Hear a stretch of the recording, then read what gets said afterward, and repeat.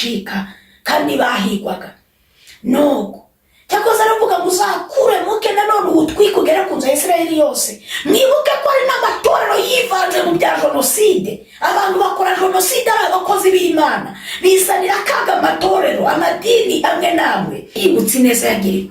Hari abantu Imana yapfunyitse 9 irabahisha ibahisha mu busabusa. Hari abandi yahisha nyuma yaho 9 ku Gisenyi 9 mwibuka amakuba intambara y'abacengezi n'inkotanyi. N'ukuri byari bikomeye, ariko ikibazo uyu munsi wa none igihe cyarageze mutazi ko muzongera kuba Imana irabapfunyurura ndetse ibaha imibereho, ibasubiza imisozi y'Inyarurembo, Imana ibahamaza amamodoka. Ariko icyo mwitura umurimo ni iki? Nuko mu gihe abandi mwabonye bapfa bagatwika amazu yabo, inka zabo zikaribwa n'abataraziruhiye, ibintu byinshi bikagenda. Nuko cyakoze ngabasha guhumuriza umuntu Imana yapfunyitse ahari hose. Baranga barapfa kandi bishe no mu myobo bakabakuramo no mu biti. None yavuze ngo uzakure muke uwuhe mu muyaga, n'Uwiteka nzabikurikiza inkota. Yarokotse n'umwe mu babyawe na Sawuli, mu bamukomotse na Yonatani bose barapfuye, na ba Mikayeli umukobwa wa Sawuli. Ariko Mifobosheti wari umugaye wenyine niwe warokotse. Birashoboka ko muri icyo gihugu n'abicanyi bamugera. Niba mutifuza ko bamama wanyu bababyaye bafatwa bari gusambana, kuki muri guhemukira abana muri kubyara? Mwabyaye mugakora ibintu bisa bityo, iby'urukozasoni mu maso y'abantu. Mwibagiwe ibyago n'ipfa Imana yabanyujijemo, impanuka yagiye ibarinda, mukaba mukoze. None ni iyi nyiturano, ni ibimuhebye Imana muri gusenya ingo za bagenzi banyu. Abagore bagenzi banyu bakara badasinziriye hejuru yawe wa mugore we, ukabona akugejeje mu mahanga akanagucumbikira ejo ukabona akazi kamurenze ukamusuzugura. Umuntu utibuka ineza yagiriwe, uwo nawe ni umupfapfa. Muraho bene data bari hirya no hino, cyane cyane hano iwacu mu Rwanda, ariko nshuhuje abakristo inshuti z'umusaraba bari mu bihugu by'i Burayi, muri Amerika, muri Aziya, hano muri Afurika, ibihugu bidukikije, Kongo, Burundi, Tanzania na Uganda. Muraho yemwe. Ni Riziki Chantal, ndabasuje nongeye kugaruka kuri channel ya Riziki Chantal. Kubw'ibyo nari maze iminsi ntari kuboneka, ariko Yesu yangiriye ubuntu nongeye kuboneka. Reka tubanze dusenge tuganire ku ijambo ry'Imana.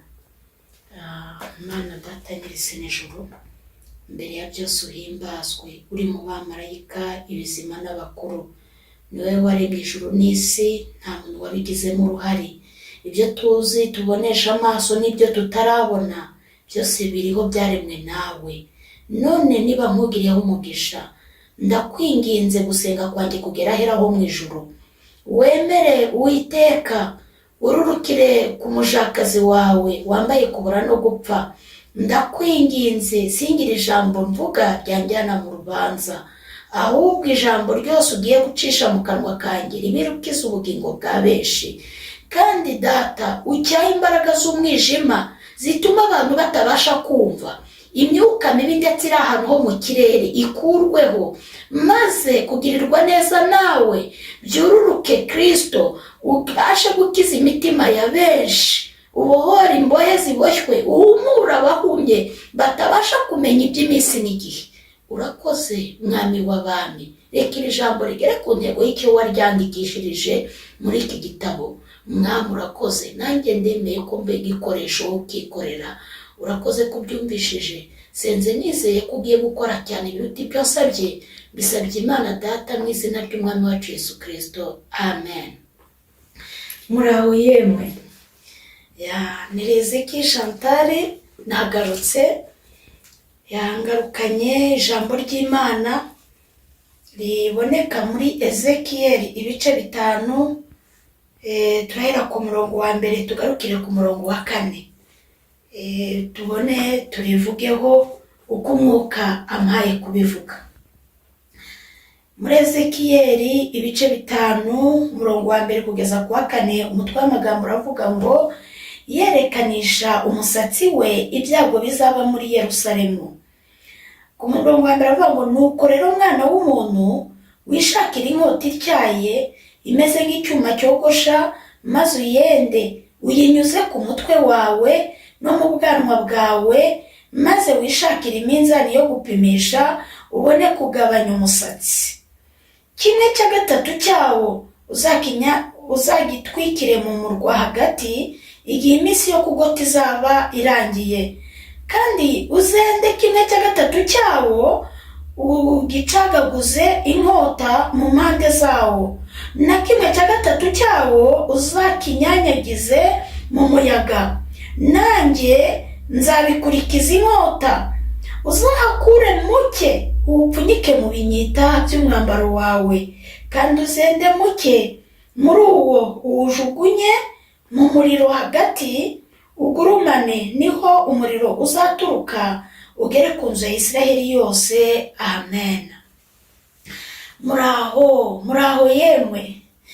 Ngira ngo iri jambo ni ijambo rikomeye, ni ijambo navuga ntabwo wavuga ngo teoloji yarisobanura, ni ijambo ryasobanurwa n'Umwuka Wera. Ngira ngo abari kunyumva, abatuye isi hirya no hino, murumvira ijambo ryerekanye, ijambo yerekanisha umusatsi we ibyago bizaba muri Yerusalemu. Umusatsi ni Imana yaribwiye Ezekiyeli ngo ahanure ubu buhanuzi bukomeye gutya, avuga ku byago bigiye kuba Yerusalemu. Sinzi wenda niba muri gusobanukirwa icyo ngiye gusobanura. Yavuze ngo nuko rero mwana w'umuntu wishakira inkota ityaye imeze nk'icyuma cyogosha, nabigeranya n'urwembe cyangwa tondeze cyangwa se sizo, nuko ngo inyuze ku mutwe wawe no mu bwanwa bwawe. Murabizi ko abagabo uretse wenda ibyateye ubu, ariko abenshi ntibagipfa kugira imisatsi. Niyo mpamvu Imana yamubwiye ngo ashyire no ku bwanwa, mbese asayidire umusatsi we mwinshi. Arengeje Imana iramubwira ngo uwo musatsi uwugaburemo 3, ngo 1/3 cyawo uzagitwikire mu murwa hagati igihe iminsi yo kugota izaba irangiye, ngo kandi 1/3 cyawo uzagicagaguza inkota mu nkengero z'umurwa. Arongera Imana iramubwira ngo ikindi 1/3 cyawo uzakibuhe mu muyaga. Ubuhe gutyo ugende, nduwiteka nzabikurikiza inkota. Cyakoze aravuga ngo uzahakure muke, wende muke uwupfunyike ku binyita by'umwambaro wawe. Abari kunyumva ubu mwakumva ubuhanuzi, uretse ko wenda abahanuzi baba baragowe, uragira ngo aya magambo aroroshye mu kuyasobanura. Cyakoze hamwe no gusenga Imana no kubihabwa n'Umwuka Wera, umva icyo Imana yabishatse kuvuga, kugira ngo ntange urugero kuri uyu musatsi abantu babyumve. Icyo Imana yabishatse kuvuga, aravuga ngo uzanahakure muke, ngo uwutwikire ku nzu ya Isiraheli yose, igurumane, umuriro uhera ahubwo ugurumane ugere ku nzu ya Isiraheli yose. Nashaka kuvuga ngo nk'Abanyarwanda muribuka 94, wenda urugero kumvikanisha ngo uzawutwikire mu murwa hagati. Muribuka ko ari abantu bapfiriye muri uyu murwa wa Kigali.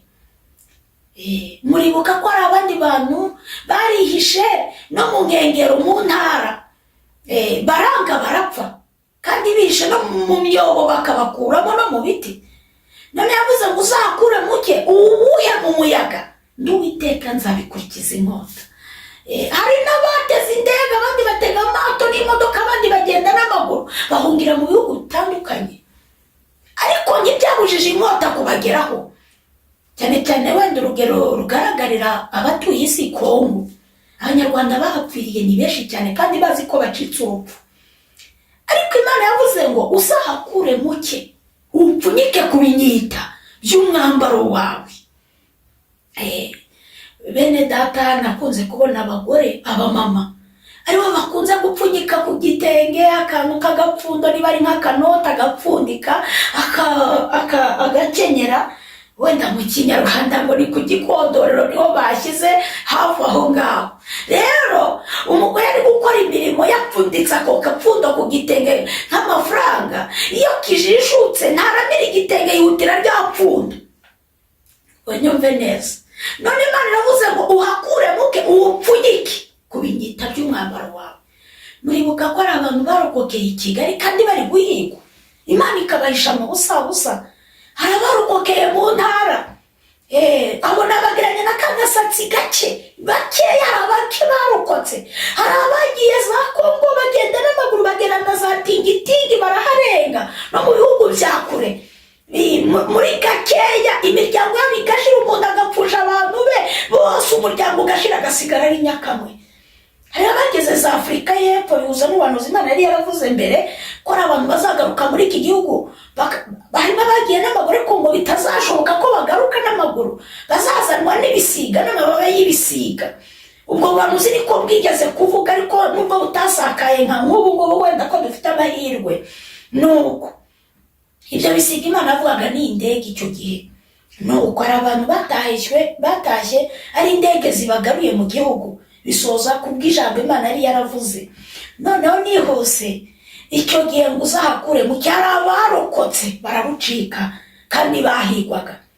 Nuko cyakoze aravuga ngo uzakure muke nanone ubutwike ugera ku nzu ya Isirayeli yose. Mwibuke ko ari n'amatorero yivanze mu bya jenoside. Abantu bakora jenoside ari abakozi b'Imana, bizanira akaga amatorero, amadini amwe n'amwe, ari wo muriro. Ariyo mpamvu mu madini amwe n'amwe uzagurumana ugere ku nzu ya Isirayeli yose. Habayeho ikibazo, impagarara mu rwego rw'abanyamadini, cyane cyane nka za gacaca zije, abenshi bahuye n'ibibazo babashe kwivanga muri ibi bintu. Noneho ku rugero rwo gupfunyikwa nakwereka urugero rugaragara Bibiliya. Umuntu Imana yapfunyitse mu buryo bugaragara, akaga kagiye kuza. Umuhungu wa Sawuli bita Mifobosheti, Imana yaramupfunyitse, imupfunyikira mu bumuga bw'amaguru. Bishatse kuvuga ngo Imana yagupfunyikira mu ntenge runaka. Ibyago byaza, abicanyi baza bakabona udakwiriye, bamwe bakabona urupfuye ruhagije. Noneho Mifobosheti yari umwuzukuru wa Sawuli, umuhungu wa Yonatani. Noneho uwo muhungu Yonatani yari umukiranutsi, yagiye akiza Dawidi akanamuburira kandi ari umuhungu wa Sawuli. Ariko inkota ije kuko atarapfunyitse, atarahishwe, yamunyuzemo. Ariko uwo mwana yari yarabyaye, Imana imuhisha mu bumuga bw'amaguru. Hari igihe tubona Imana waravutse uri impumyi tukagira ngo irakwanze, ukavuka wenda umugaye amaguru tukagira ngo yakwigirijeho ngana, ariko Imana ibizi ikintu ikoze gikomeye we utabasha gutekereza. Kwa Sawuli baramunena, baravuga ati bwami nta bintu by'ibicumba, nta bakambakamba bahaba, mureba wo mu mujyana atadusebya, hatazaza inama z'abaperezida bagenzi bacu, z'abami bagenzi bacu, hatazaba inama runaka tugaseba basanze dufite abuzukuru bamugaye amaguru. Nuko ngo bamujyana aho bita kwa Makiri i Lodebari, ntiyanaba no kwasi, kuko isi nta mbabazi igira, isi ntigira impuhwe. Umubyeyi abasha kukwanga nk'uko Imana yabivuze, byanditse muri Yesaya ngo umubyeyi abasha kwibagirwa uwo yibyariye, akibagirwa rwose uwo yiyongereje. Birashoboka kuko na Sawuli ndetse na Yonatani wari wese uyu Mifobosheti baramwibagiwe, umwe yibagirwa ko ari umwuzukuru we kubera inenge y'ubumuga. Nuko ariko noneho ikigaragaza ko Imana yari yamupfunyitse, inkota yanyuze muri Isirayeli ica kwa Sawuli. Ntawe warokotse n'umwe mu babyawe na Sawuli, mu bamukomotse na Yonatani bose barapfuye, na ba Mikayeli umukobwa wa Sawuli. Ariko Mifobosheti wari umugaye wenyine niwe warokotse. Birashoboka ko muri icyo gihugu n'abicanyi bamugeraga bakavuga ati urupfuye rurahagije. Ushobora kuba uri mu bibazo ukagira ngo Imana yaragutaye, ndetse n'uwe kagombye gukuraga akavuga ati urupfuye rurahagije. Nuko baramureka. Mu kumureka Dawidi ajya ku ngoma. Ageze ku ngoma ngo amaze kugubwa neza, yibazisha ikibazo yumvaga bidashoboka bitewe n'ibyabaye mu gihugu. Aravuga ati ese ubwo hari umuntu wo kwa Sawuli waba ukiriho ngo mugirire neza ku bwa Yonatani? Yaba hari? Hari abantu baze gutanga amakuru rero, maze baravuga ati arahari ariko ntacyo amaze. Yarahari, maze no kwa sekuru bari baramunenye, arahari ntacyo amaze. Dawidi aravuga ati icy'ingenzi ngiye mu munzanire. Bari bazi wenda b'imitima bamwe bibwiraga ko agiye kumwica urubozo. Wenda nk'abo Sawuli yari yarafunze, abo yari yarigirijeho ngana, baravuga ati nabo bajya babona bumvaga bishimye. Ariko ntibari bazi umugambi w'Imana kuri Mefibosheti. Nuko ngo bajya kureba Mefibosheti. Birumvikana na Mefibosheti bumvishije umuntu wabashije gukura sekuru na se ku ngoma ko ari kumushaka.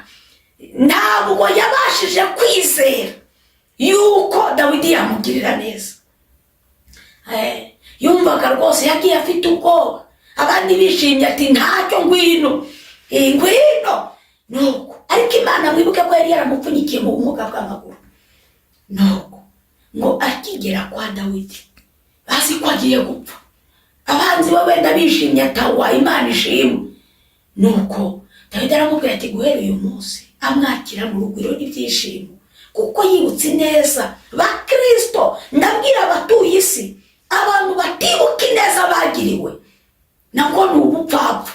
Ntabwo uri umukristo burya ni ukuri. Kubona umuntu akugirira neza akagufasha ukabona ubonye akazi, warangiza ngo ni ubwenge bwawe akagufasha. Umuntu akakugirira neza ukabona akugejeje mu mahanga akanagucumbikira, ejo ukabona akazi kamurenza ukamusuzugura. Umuntu utibuka ineza yagiriwe, uwo nawe ni umupfapfa.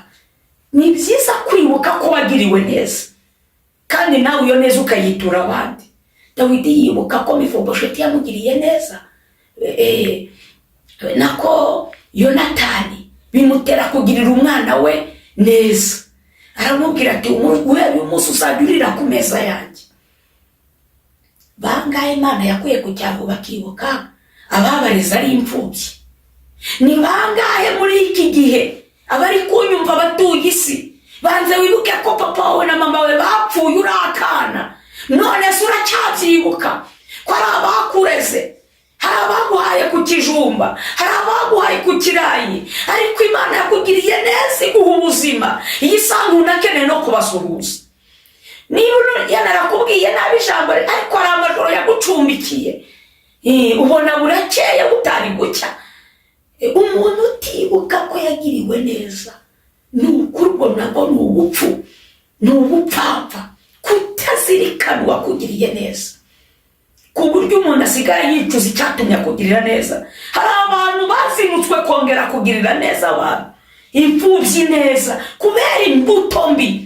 Ariko Dawidi ageze ku ngoma ayibuka ineza ya Mefibosheti ko yagiye amurokora. Hari abagize amahirwe bararokoka muri cyagiye byari bikomeye 9 hari abagize mu ntambara mu bihugu bitandukanye baragucumbikira.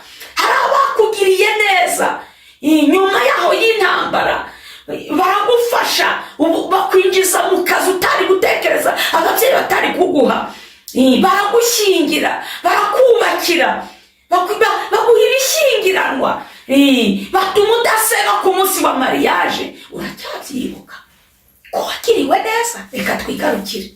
Nabwo ni ubupfapfa kutibuka ineza wagiriwe. Mu Kristo aho uri kunyumva, uri kujya mu ijuru, umuntu utibuka ko yagiriwe neza, ahubwo ukizirikana ukazirikana ibibi gusa wagiriwe, ni ubupfu, ni ukuri buri intumbi. Ntabwo mubeshya. Nuko abirangire noneho ngaramubwira ngo nzagusubiza n'imisozi y'inyarurembo. Twigarukire. Yari yibutse neza yagiriwe. Hari abantu Imana yapfunyitse 9 bahisha, ibahisha mu busabusa. Hari abandi yahishe nyuma yaho 9 ku Gisenyi, 9 mwibuka amakuba, intambara y'abacengezi n'inkotanyi. Ni ukuri byari bikomeye, ariko ikibazo uyu munsi wa none, igihe cyarageze mutazi ko muzongera kubaho. Imana irabapfunyurura ndetse ibaha imibereho, ibasubiza imisozi y'inyarurembo, Imana ibahamaza amamodoka. Ariko icyo mwitura umuremyi ni igiki? Nuko mu gihe abandi mwabonye bapfa bagatwika amazu yabo, inka zabo zikaribwa n'abataraziruhiye, ibintu byinshi bikagenda, nuko cyakoze ngabasha guhumuriza umuntu Imana yapfunyitse ahari hose, yapfunyikiye mu mubabaro, mu muruho, imiryango yaragutaye.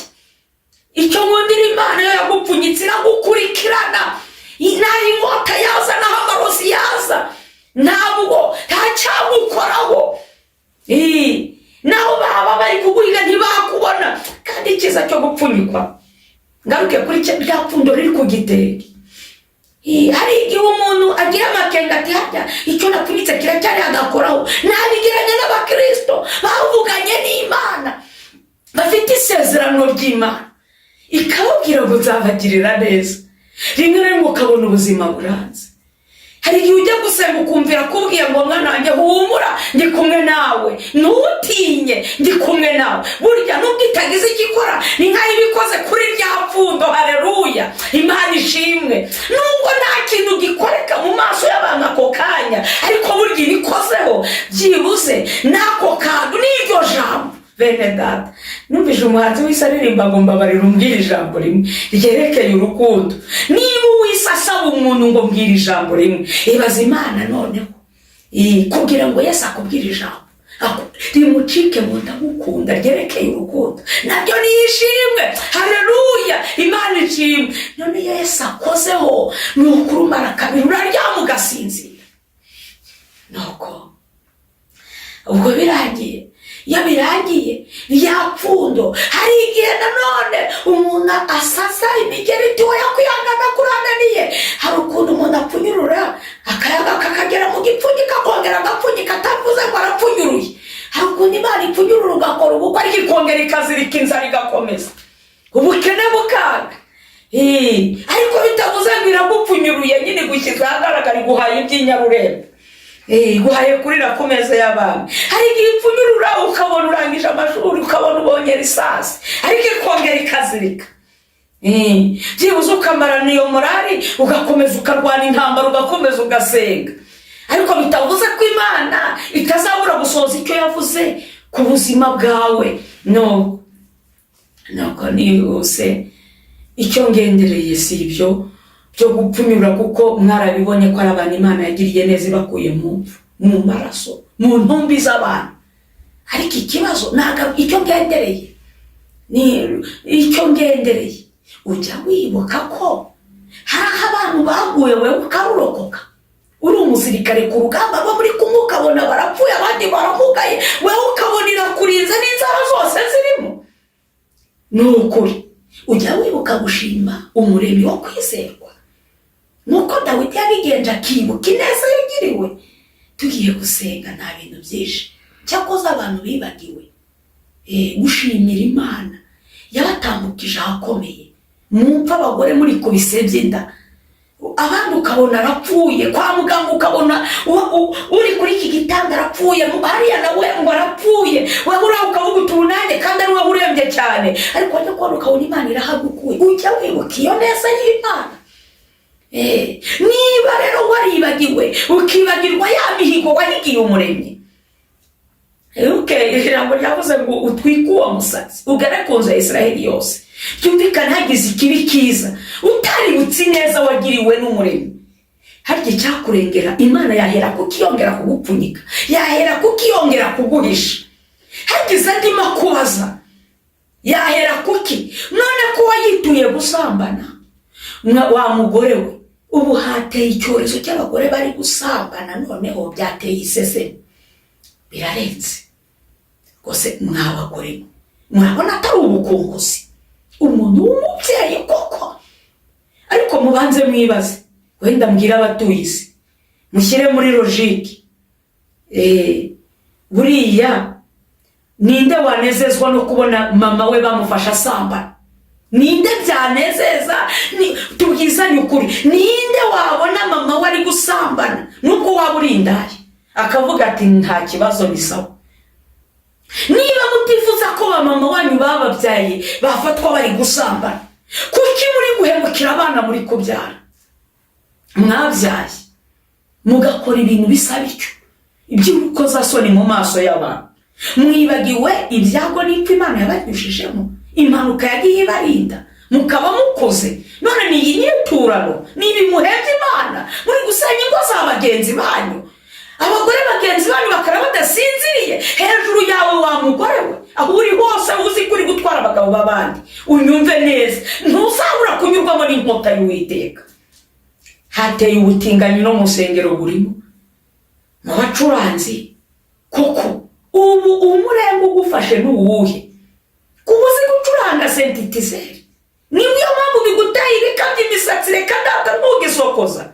Ubwanwa ni nka ruhaya, inzara ni nk'iz'ikiyoni. Ubu koko ibyo biguteye kwibagirwa umuremyi wo kwizerwa.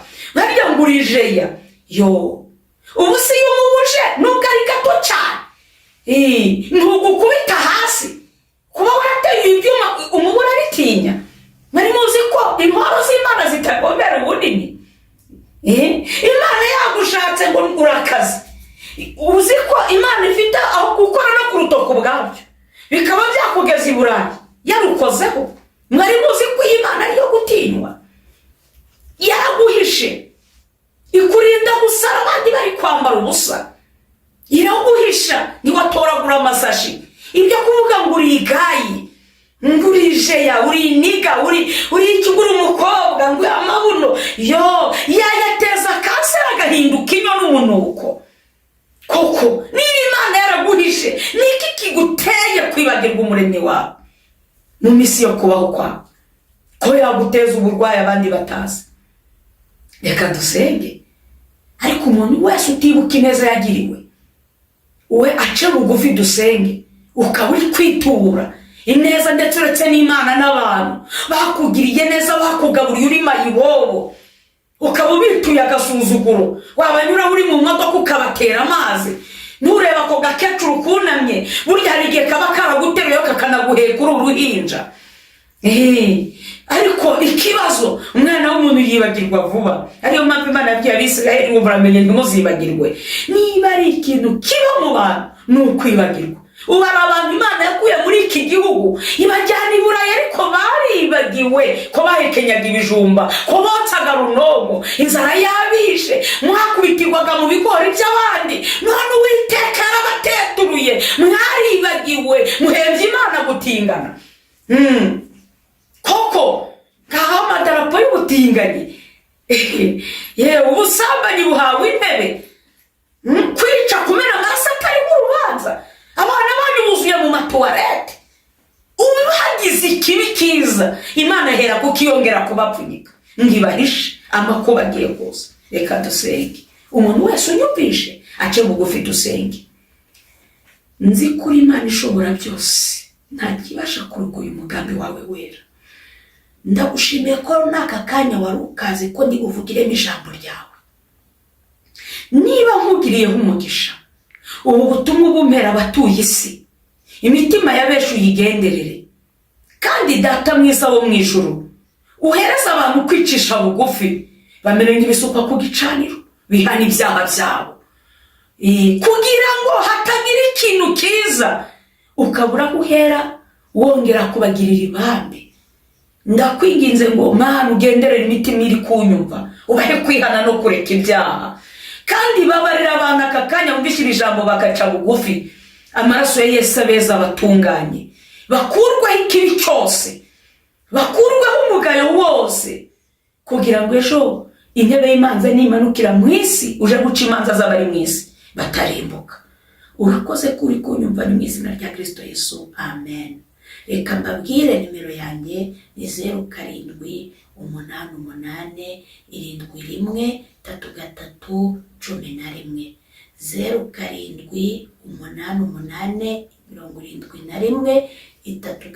0788713311.